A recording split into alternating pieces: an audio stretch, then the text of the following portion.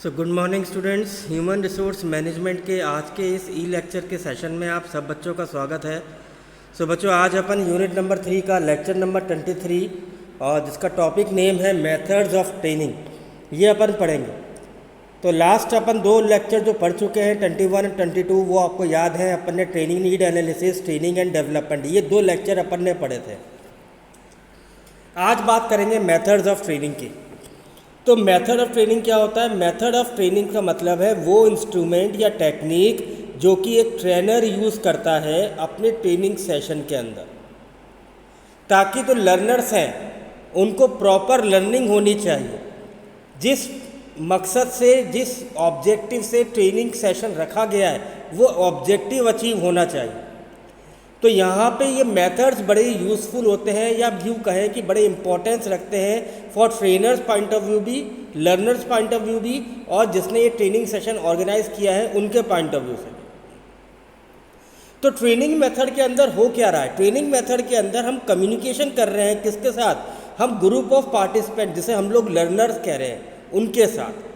किसके अंदर? एक ट्रेनिंग प्रोग्राम के अंदर हम उनसे डिस्कशन कर रहे हैं, उनको हम कम्युनिकेशन कर रहे हैं, उनको हम चीज़ें सिखा रहे हैं। और ये इसलिए कर रहे हैं ताकि जो जहाँ भी उनकी गैप थी, जो उनकी लैकनेस थी ना, वो इम्प्रूव हो सके। इसलिए हम यहाँ पे उस ट्रेनिंग सेशन को हमने वहाँ रखा, ताकि वहाँ पे लर्नर सीखें, ट्रेनर आए और लर्नर्स को इफ़ेक्टिवली इंफॉर्मेशन लर्निंग कराई जा सके। तो ट्रेनिंग मेथड कोई एंड नहीं है, और ना ही इसका ये मतलब है कि यहाँ पे हमको ट्रेनिंग देने के बाद सब कुछ चीज़ें ख़त्म हो जाएंगी। नहीं, ट्रेनिंग का मतलब ये है कि ट्रेनिंग हमने इसलिए ऑर्गेनाइज कराई है कि वहाँ कोई ऑब्जेक्टिव अचीव करना है। तो मेथड्स ऑफ ट्रेनिंग कई बार ऑर्गेनाइजेशन में ये भी लिया जा रहा है कि एम्प्लॉयज़ को लर्निंग के तरीके क्या क्या हैं। तो लर्निंग के तरीके दो होते हैं, देखिए, ऑन द जॉब और ऑफ द जॉब। सबसे पहले हम बात करेंगे ऑन द जॉब की। ऑन द जॉब का मतलब क्या है? इस मेथड को हम कहते हैं लर्निंग बाय डूइंग। इसका मतलब क्या है कि जब आप काम करते करते सीख रहे हैं, क्योंकि इस मेथड में ट्रेनीज़ को जो ट्रेनिंग प्रोवाइड कराई जाती है वो रेगुलर जॉब के टाइम पीरियड के दौरान ही कराई जाती है। इसका मतलब आप जो वर्किंग आवर्स में आप आ रहे हैं, जैसे मान लीजिए आज आप एक किसी नई कंपनी को ज्वाइन करते हैं और आपका ट्रेनिंग सेशन चल रहा है, तो ट्रेनिंग के जो आवर्स हैं फ्रॉम 9 to 5, तो आप उस वक्त उस ऑर्गेनाइजेशन में प्रेजेंट भी हैं, और आपको जिस काम को करने के लिए उन्होंने रिक्रूट किया था वो काम करते हुए आपकी ट्रेनिंग दी जा रही है। इसी मेथड को कहा जाता है ऑन द जॉब ट्रेनिंग। तो यहाँ ऑन द जॉब ट्रेनिंग के अंदर हम क्या देख रहे हैं? हम यहाँ पे उसकी स्किल्स को देख रहे हैं जो कि उस जॉब को परफॉर्म करने के लिए रिक्वायरमेंट है। और on the job training method के अंदर जो ट्रेनी है वो लर्न करेगा किसके गाइडेंस में? अपने सुपरवाइज़र की गाइडेंस में या उसके सुपरविज़न के अंदर। तो वो आपको रियल टाइम जॉब कराएगा और आपको वहाँ पे सिखाएगा कि ये काम कैसे करना चाहिए। तो on the job training method में बहुत सारी चीज़ें आती हैं, जैसे कोचिंग आती है, जॉब रोटेशन मेथड आता है, कमिटी असाइनमेंट्स आते हैं। ये हम फर्दर अलग चैप्टर्स के अंदर स्टडी करेंगे। सबसे पहले हम देखते हैं कि ये ऑन द जॉब मेथड के फ़ायदे क्या हैं। देखिए, सबसे पहला फ़ायदा तो ऑन द जॉब मेथड का ये है कि यहाँ पे जो ट्रेनी है ना, वो एक्चुअल मशीन पर काम कर रहा है, यानी एक्चुअल जॉब को परफॉर्म कर रहा है, और एक्चुअल जॉब परफॉर्म करते वक्त उसको किस किस चीज़ में प्रॉब्लम आएगी वो वहाँ उस चीज़ का एक्सपीरियंस ले रहा है। तो वो एक रियल एनवायरनमेंट के अंदर रियल जॉब को परफॉर्म करते हुए काम को सीखेगा। ये सबसे बड़ा बेनिफिट नज़र आता है। दूसरा, इस मेथड के अंदर, या इस मेथड को हम इकोनॉमिकल मेथड भी कहते हैं। क्यों? क्योंकि आपको जिस काम को परफॉर्म करने के लिए रखा था, जिस मशीन पे ऑपरेट करने के लिए रखा था, आप उसी पे काम कर रहे हैं। तो हमें यहाँ पे कोई स्पेशल आर्टिफिशियल एनवायरनमेंट क्रिएट नहीं करना। जहाँ पे हमारे टाइम भी वेस्ट होता है और हमारे रिसोर्सेज भी वेस्ट हो सकते हैं। तो हमें ना तो कोई एडिशनल स्पेस चाहिए, ना ही हमें कोई अलग से इक्विपमेंट चाहिए, ना ही हमें अलग से कोई अलग पर्सनल या पर्सनल्स चाहिए जो आपको ट्रेनिंग प्रोवाइड करवाएं। तो आपको ट्रेनिंग कौन दे रहा है? आपका सुपरवाइज़र दे रहा है। आप क्या काम कर रहे हो? जिस काम को करने के लिए आपको कंपनी ने रखा था आप वही काम कर रहे हो। तो आप अपने वर्क को भी यूटिलाइज़ कर रहे हो, टाइम को भी यूटिलाइज़ कर रहे हो। तीसरा, यहाँ हम देख सकते हैं ऑन द जॉब में कि हमें ट्रेनिंग करने वाले लोग अनस्किल्ड है या स्किल्ड है या सेमी स्किल्ड है। तो ऑन द जॉब में हम सीधा उसकी परफॉर्मेंस को देख रहे हैं कि वो काम करने में कितना एक्सपीरियंस है और उसके अंदर किस स्किल्स की कमी है। क्या वो प्रॉपर अनस्किल्स में है? क्या उसके अंदर कुछ आधी स्किल्स है जिसे हम लोग सेमी स्किल्स कहते हैं। Then on the job method का दूसरा जो अनदर बेनिफिट नज़र आता है वो ये आता है कि यहाँ पे हम एक बहुत कम समय के अंदर स्किल्स को गैदर कर सकते हैं, स्किल्स को बढ़ा सकते हैं, क्योंकि हम यहाँ पे रियल टाइम एक्सपीरियंस ले रहे हैं और हम उसी मशीन पे काम कर रहे हैं जिस पे काम करने के लिए मुझे रिक्रूट किया था। तो इस मशीन को चलाने के लिए जो स्किल्स चाहिए ना वो मैं बहुत कम समय के अंदर सीख सकता हूँ। देन लास्ट जो बेनिफिट हमें इस ऑन द जॉब मेथड में नज़र आया वो ये कि जो लाइन सुपरवाइज़र है, यानी कि जो मेरे जस्ट ऊपर सुपरवाइज़र है, वो इस ट्रेनिंग का मेन पार्ट बनेगा। यानी कि मेरा जो जस्ट सुपीरियर है वो मुझे अपने अंडर में ट्रेनिंग देगा, तो मुझे उसके एक्सपीरियंस भी मिलेगा, उससे लर्निंग भी मिलेगी, मेरे और उसके रिलेशनशिप भी डेवलप होगा जो कि ऑर्गेनाइजेशन के बेनिफिट के लिए है। और जो मेरा सुपीरियर है जिसके अंडर में मैं काम करने वाला हूँ वो मुझे उस टाइम पीरियड के अंदर जानने लगेगा, वो मेरी कैपेबिलिटीज़ को समझने लगेगा, मेरी स्किल्स को जानने लगेगा, मेरी नॉलेज को देखेगा। तो ये हमारे एक ऑर्गेनाइजेशन के पॉइंट ऑफ व्यू से भी ऑन द जॉब मेथड्स के बहुत अच्छे बेनिफिट पॉइंट हमने इसमें डिस्कस कर लिए। फिर हम बात करते हैं कुछ डीमेरिट, क्योंकि एक तो सिक्के के दो पहलू होते हैं, आप सभी जानते हैं, एक हेड और एक टेल। तो अगर मेरिट है इस मेथड के तो डीमेरिट्स भी है। डीमेरिट्स पहला कौन सा नज़र आता है?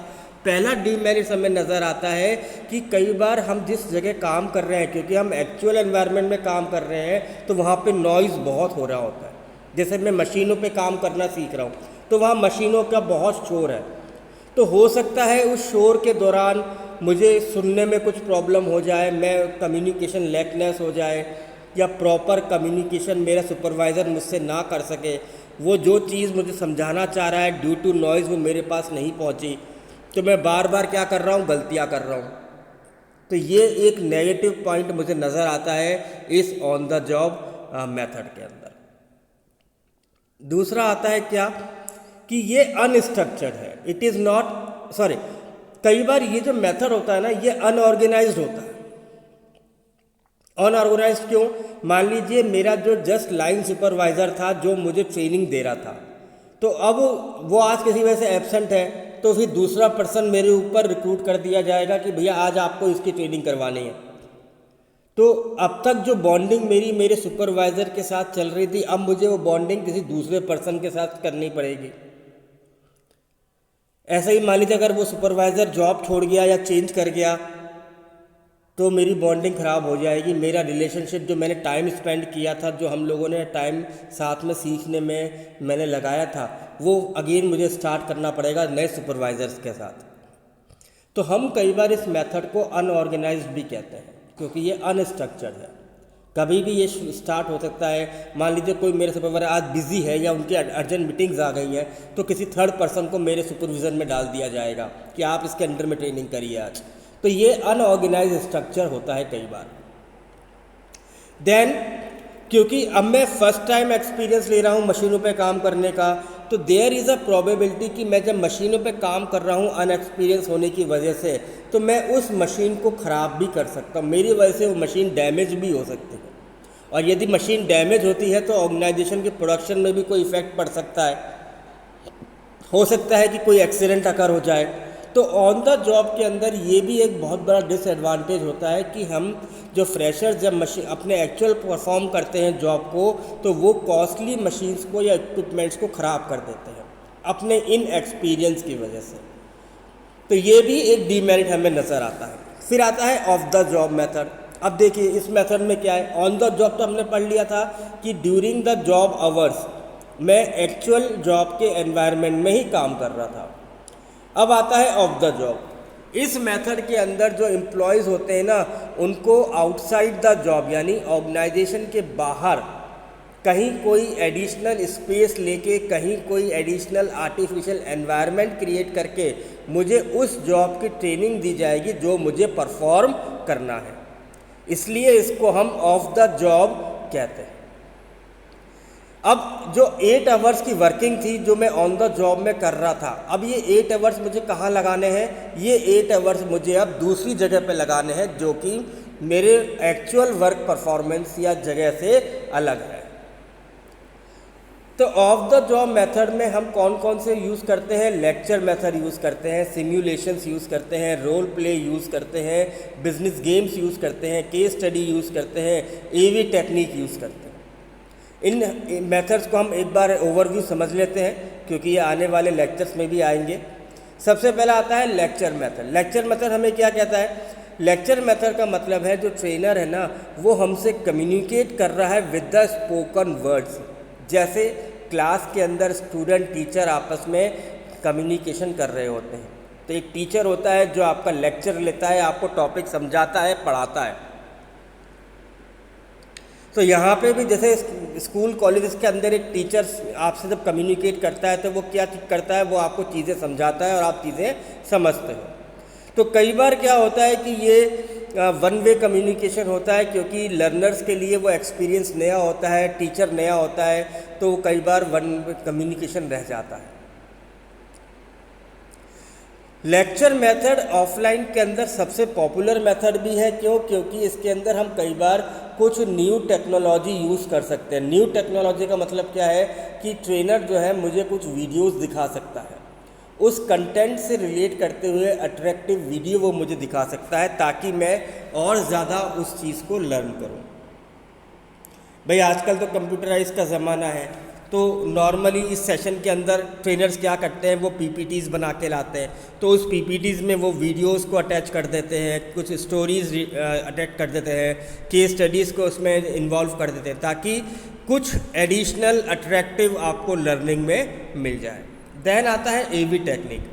एवी टेक्निक क्या कहती है? जिसके अंदर हम ओवरहेड्स, स्लाइड्स, वीडियो, इन सब चीज़ों को इनकर्ट करते हैं। और यहाँ जो हम वीडियो यूज़ कर रहे हैं ना, वो हमारी कम्युनिकेशन को इम्प्रूव करने के लिए, हमारी स्किल्स को इम्प्रूव करने के लिए होती हैं। और मैं आपको बता दूं कि एवी टेक्निक मैक्सिमम उन जगहों पे यूज़ की जाती है या उन लर्नर्स के लिए की जाती है जो कि कस्टमर सर्विस में है, जहाँ पे एम्प्लॉय का डायरेक्ट इंटरेक्शन है कस्टमर के साथ। जैसे बीपीओ सेंटर आप देखते होंगे, कॉल सेंटर आप देखते हैं, टोल फ्री नंबर्स का आजकल चलता है, कंप्लेंट नंबर्स चलते हैं। तो इन लोगों को जो ट्रेनिंग दी जाती है वो एवी टेक्निक के थ्रू चीज़ों को समझाया जाता है कि आप कैसे चीज़ों को ऑपरेट करेंगे। देन आता है सिमुलेशन टेक्निक। सिमुलेशन क्या है? यहाँ हम रियल लाइफ सिचुएशन के रिगार्डिंग ट्रेनीज़ को ट्रेनिंग देते हैं और यहाँ पे जो आउटकम है ना, वो तब नज़र आएगा कि जब आप एक्चुअल उस काम को परफॉर्म कर रहे हैं। तो सिमुलेशन के अंदर ट्रेनीज़ को क्या किया जा रहा है? उनको एक आर्टिफिशियल एनवायरनमेंट के अंदर आर्टिफिशियल चीज़ों पे काम कराया जा रहा है। पर सबसे बड़ी अच्छी बात इसके अंदर क्या होती है कि यहाँ पे कोई रिस्क नहीं है, कोई रिस्क नहीं है। मान लीजिए कोई एक हैवी मैन्युफैक्चरिंग कंपनी है जो मशीन्स बनाती है और उसने एक क्रेन ऑपरेटर को रखा है। अब उस क्रेन ऑपरेटर को यदि वो प्रैक्टिकल ट्रेनिंग दे रहे हैं उसी क्रेन पर, तो हो सकता है उसकी अनएक्सपीरियंस और अनस्किल्स की वजह से वो डैमेज कर दे, एक्सीडेंट कर दे। तो यहाँ पे हम उनको क्या कह रहे हैं? हमने एक सिमुलेशन एनवायरनमेंट क्रिएट किया, हमने मशीन सॉफ्टवेयर के थ्रू एक हैवी मशीन का एक एनवायरनमेंट बनाया है जहाँ पे वो मशीन्स को ऑपरेट करेगा। तो इसमें क्या है कि जो रिस्क था ना डैमेज का या एक्सीडेंट का, वो रिड्यूस हो जाएगा। देन आता है केस स्टडी। केस स्टडी क्या कहता है? केस स्टडी के अंदर हम वो सभी पर्सपेक्टिव को देखते हैं जो प्रीवियस में हो चुका है, यानी कि हम हमारी कंपनी से रिलेट करते हुए डिफरेंट प्रॉब्लम्स के बारे में उनको बताएंगे। कुछ केस स्टडीज़ इसमें से वो होती हैं जो कि लर्नर्स के जॉब से रिलेट करती हुई होंगी। जैसे मान लीजिए हम एक ग्रुप को ट्रेनिंग करा रहे हैं, वो ग्रुप कौन सा है जो प्रोडक्शन से रिलेट करता है, तो उस प्रोडक्शन में आने वाली प्रॉब्लम्स जो कंपनी पहले फेस कर चुकी हैं, उन चीज़ों से इन एम्प्लॉयज़ को क्या कराया जाएगा, इंटरेक्ट कराया जाएगा। फिर ये देखा जाएगा कि वो कैसे उस प्रॉब्लम को सॉल्यूशन देते हैं। तो इससे एक अच्छी सी हैबिट डेवलप हो जाएगी एम्प्लॉयज़ के अंदर कि जब भी कोई प्रॉब्लम अकर होगी, उनको ये तरीके जो सॉल्व करने के तरीके हैं ये इनको याद आएंगे, क्योंकि इन्होंने इस चीज़ को परफॉर्म किया, सीखा। तो यहाँ पे ऑर्गेनाइजेशन के लिए ये बेनिफिशियल की पॉइंट नज़र आता है। देन आता है रोल प्ले। रोल प्ले क्या कहता है, यहाँ पे जो ट्रेनीज़ हैं ना वो एज ए रोल प्ले में काम कर रहे हैं, यानी कि जिस टास्क को वो परफॉर्म करने वाले हैं ऑर्गेनाइजेशन में, उस टास्क को वो वहाँ पे एज ए रोल कैरेक्टर के तौर पे प्ले करेंगे। तो जैसे मैंने कहा आपको कि एक प्रोडक्शन डिपार्टमेंट के लोग हैं जो कि ट्रेनिंग कर रहे हैं, सीख रहे हैं, तो हमने यहाँ पे कुछ लोगों को रोल दिया, कैरेक्टर बनाया कि आप जो हो लाइनमैन हो, आप मशीन ऑपरेटर हो, आप क्वालिटी कंट्रोलर हो, आप फिनिश गुड कंट्रोलर हो, आप चेकिंग क्वालिटी चेकर हो। तो ये हमने उनको रोल दे दिए जो प्रोडक्शन के अंदर उनको निभाने हैं अपने अपने जॉब के अंदर। अब वो यहाँ पे एज ए क्या करेंगे, उस रोल को प्ले करेंगे कि वो कैसे चीज़ों को एक्चुअल परफॉर्म करेंगे। लाइनमैन क्या करेगा, मशीन ऑपरेटर क्या करेगा, तो जो जो काम वो यहाँ पे करेंगे, जो स्क्रिप्ट वो बोलेंगे, जिन जिन चीज़ों को उनको ख्याल रखना है, ये उनको वही होगा जो उनको एक्चुअल जॉब में काम करके दिखाना है। देन आता है बिजनेस गेम्स। अब बिजनेस गेम्स कैसे के देखिए कि बिजनेस गेम के लिए हम क्या करते हैं, हम इंफॉर्मेशन गैदर करते हैं। जैसे इंफॉर्मेशन को गैदर करना, उस इंफॉर्मेशन को एनालाइज करना और डिसीज़न लेना, ये बिजनेस गेम्स का ऑब्जेक्टिव होता है। तो बिजनेस गेम्स को किन लोगों के लिए रिक्वायरमेंट होते हैं, जो कि मैनेजरियल टास्क को परफॉर्म करने वाले होते हैं, जिनको हमने मैनेजरियल जॉब के लिए रखा है। तो गेम्स जो होते हैं ना, गेम्स के अंदर हम हर एक पार्टिसिपेंट को अपने यहाँ पे इन्वॉल्व करते हैं, उनको गेम्स के थ्रू सिखाया जाता है ताकि वो एक बिजनेस की एक्टिविटीज़ और एक मैनेजरियल काम को जाने। तो यहाँ पे जो हम गेम्स खेले जाते हैं, उससे हमारे जो मैनेजमेंट है ना, उनके आपस के बीच का रिलेशनशिप, एथिक्स, मार्केटिंग, फिनेंस, इन सब चीज़ों के रिगार्डिंग हम उनको बिजनेस गेम्स खिला सकते हैं, ताकि उनके अंदर इन्फॉर्मेशन को सीखना, लेना, कलेक्ट करना, इन्फॉर्मेशन को एनालाइज करना और इन्फॉर्मेशन के बेसिस पर डिसीजंस लेना उनको हम सिखा सकें। देन आता है इन बास्केट एक्सरसाइज क्या होती है, इसके अंदर हम एक ट्रेनीज़ को क्या करते हैं, बास्केट या फिर ट्रे दे देते हैं और उसके अंदर हम कुछ पेपर्स या फाइल्स को प्रिपेयर करके रखते हैं जो कि उसको उस टास्क में परफॉर्म करना है। जैसे बैक ऑफिस जॉब मान लीजिए कि एक पर्सन है जो कि वहाँ पे क्या कर रहा है, उसका बैक ऑफिस का काम है, जिसको ऑफिस वर्क करना है। तो यहाँ हमने उसको क्या किया, हमने उसको एक ट्रे दी, एक बास्केट दी, जिसके अंदर हमने फाइल और पेपर को रख दिया। अब यहाँ पे वो क्या करेगा, वो उन सब चीज़ों को केयरफुली स्टडी करेगा, देखेगा और फिर हम एक प्रॉब्लमेटिक सिचुएशन अकर करते हैं और देखते हैं कि वापस से क्या वो उन चीज़ों को उसी सीक्वेंस वाइज अरेंज कर पा रहा है या नहीं कर पा रहा। देन आता है अप्रेंटिसशिप ट्रेनिंग। अप्रेंटिसशिप ट्रेनिंग के अंदर हम theoretical as well as practical दोनों तरीके के कंटेंट को शामिल करते हैं। ये नॉर्मली ITI जैसी ट्रेनिंग है, जहाँ पे आपको याद होगा कि ITI इंस्टीट्यूट गवर्नमेंट ने ओपन करवाए थे ताकि लोगों को क्या हुआ है कि मैन्युफैक्चरिंग सेक्टर में 1962 के तहत कि उन्होंने कहा कि हर जो एम्प्लॉय जो कि मैन्युफैक्चरिंग सेक्टर में मशीनों पे काम करेगा, वो उनके लिए हमें डिज़ाइन ट्रेड्स क्रिएट करने पड़ेंगे। डिज़ाइन ट्रेड्स का मतलब क्या है, हर वो पर्सन जो कि आपकी कंपनी में ट्रेनिंग या मशीनों पे काम करने वाला है, वो अपने अपने फील्ड में उसको नॉलेज होनी चाहिए। तो ये जो ITI इंस्टीट्यूट्स होते हैं ये इन ट्रेनर्स को या इन स्टूडेंट्स को या इन ट्रेनीज़ को क्या करते हैं, उनको theoretical as well as practical दोनों चीज़ों की नॉलेज कराते हैं, उनकी स्किल्स को डेवलप करते हैं, ताकि जब वो किसी मैन्युफैक्चरिंग सेक्टर में जॉब करने जाएं तो अपने अपने एरिया या अपने अपने फील्ड के अनुसार वो अपने एरिया में नॉलेजेबल हो सके। देन आता है टीम लर्निंग। टीम लर्निंग क्या कहती है कि यहाँ पे हम इनको इंडिविजुअल नहीं सिखाते, हम इनको क्या करते हैं, इन सभी लर्नर्स को टीम में डिवाइड कर देंगे, टीम में इनको हम वर्क एलोकेट कर देंगे। अब इनको क्या बोलेंगे कि हर एक टीम का एक अलग ऑब्जेक्टिव है, एक अलग गोल है जो इनको अचीव करना है। तो यहाँ पे हम एज ए टीम उनकी परफॉर्मेंस को इंक्रीज़ करेंगे। देखिए मैनेजमेंट हमने पढ़ा है, मैनेजमेंट के अंदर हमने देखा था कि ऑर्गेनाइजेशन में टीम वर्क के साथ चलती है, टीम स्पिरिट के साथ चलती है। तो यहाँ पे एज ए टीम उनकी परफॉर्मेंस को इंक्रीज़ करना, एज ए टीम उनकी नॉलेज को इंक्रीज़ करना, एज ए टीम उनकी स्किल्स को बढ़ाना और एज ए टीम इनके आपस के रिलेशनशिप को डेवलप करना, ये हम इस पूरे सेशन के अंदर रखते हैं।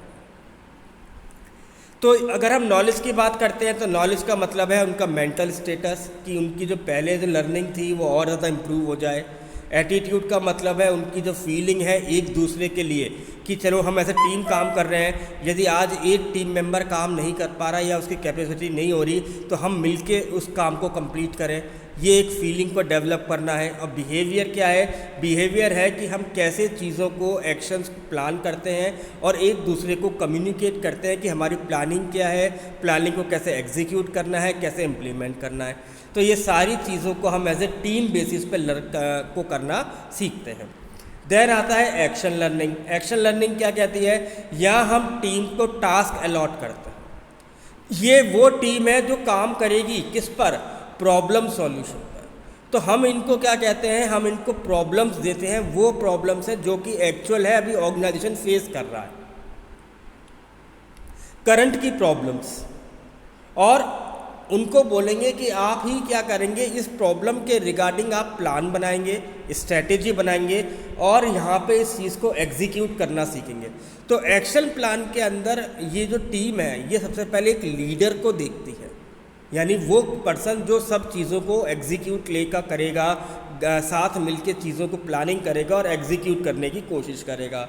इनके बीच में आपस में हाई परफॉर्मेंस को डेवलप करना इस सेशन का मेन ऑब्जेक्टिव होता है, या इस एक्टिविटी का मेन ऑब्जेक्टिव होता है। और साथ साथ हम एक वर्किंग कल्चर भी इनके अंदर डेवलप करते हैं थ्रू इज एक्शन लर्निंग। तो इन सब चीज़ों से ये प्रॉब्लम को फेस करना और प्रॉब्लम के सॉल्यूशन के रिगार्डिंग इंडिविजुअल नहीं, एज ए टीम जब ये काम करने लगते हैं तो एक अच्छा वर्किंग कल्चर भी डेवलप करना इनको आ जाता है। तो यही ये मेथड्स होते हैं इसके अंदर, ऑफ द जॉब के अंदर, और यही अपना ये लेक्चर नंबर 23 होता है फिनिश। आई होप कि आपको समझ में आया होगा। Thank you very much.